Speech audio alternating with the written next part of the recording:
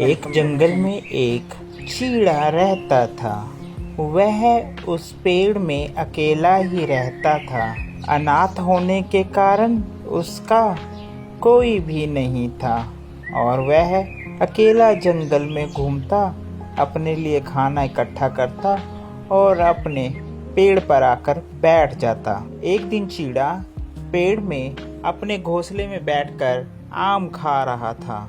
अचानक उसकी नज़र सामने पड़ती है। एक चिड़िया के पीछे एक बाज उसका शिकार करने के लिए उसका पीछा करता है। चीड़ा उसे देखता है। छोटा होने की वजह से वह बाज का कुछ तो नहीं कर सकता। वह पेड़ से एक कांटेदार झाड़ी अपनी चोंच से पकड़ लेता है और बाज के जाकर हमला करने लग जाता है।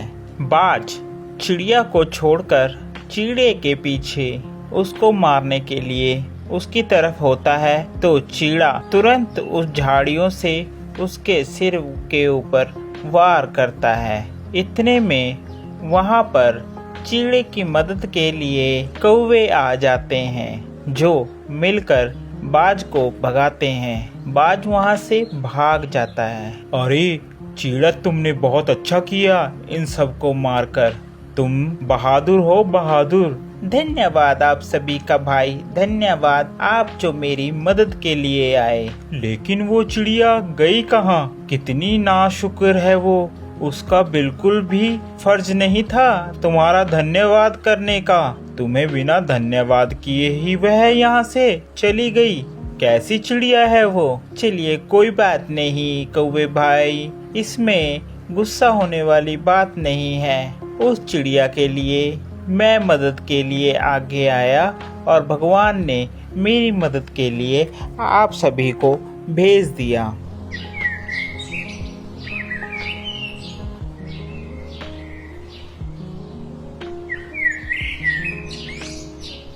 एक दिन चीड़ा अपने घोंसले में बैठा था। वह चिड़िया दूसरे दिन चीड़े के पास आई। आपका बहुत बहुत शुक्रिया, आपने कल मेरी जान बचाई।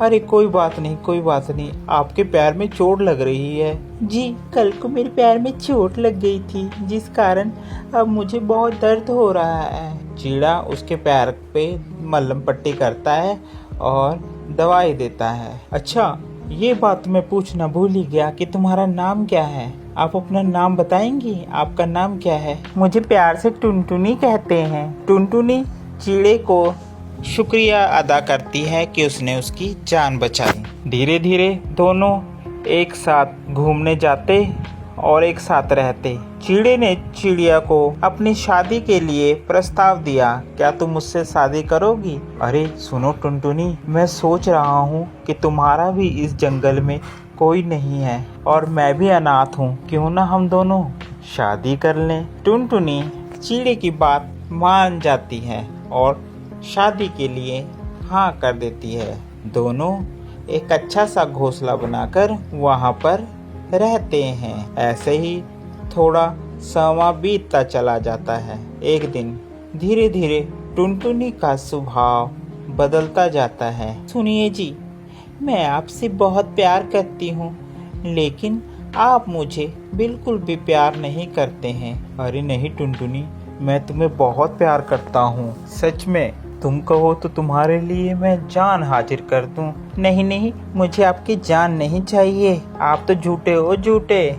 आप मुझसे प्यार नहीं करते हो। अरे सच में टुनटुनी, कहो तो सही, मुझे तुम्हें अपने प्यार साबित करने के लिए क्या करना होगा? अच्छा ऐसी बात है तो वो सामने जो पहाड़ दिख रहे हैं ना? हाँ दिख रहे हैं टुनटुनी। उस पर कल को दोनों में से जो भी जल्दी जाएगा वह सबसे ज्यादा प्यार करेगा।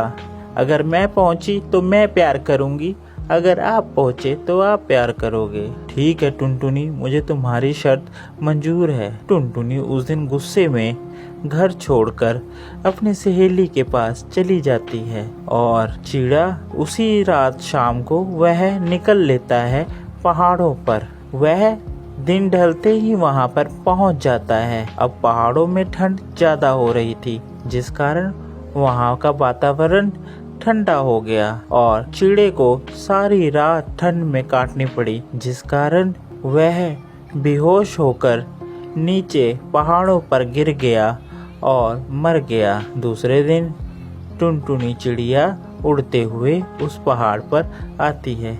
अरे कहाँ गए? देखा ना, मैंने कहा था ये झूठे हैं, झूठे कहीं के, अभी तक नहीं आए।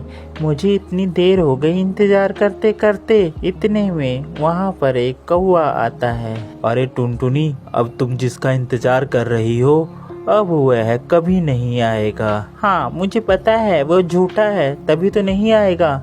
नहीं टुनटुनी, वो अब जिंदगी में कभी भी नहीं आएगा। टुनटुनी पूछती है क्या बात हो गई? अरे क्या बात है, जल्दी बताओ मुझे, क्या कहना चाह रहे हो? कौवा उसे लेकर नीचे पहाड़ों पर ले जाता है, जहाँ पर चिड़ा पड़ा होता है।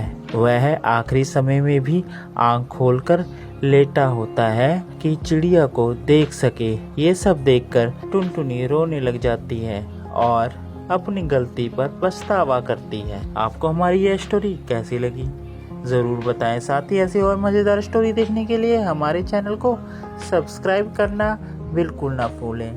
Thank you for watching.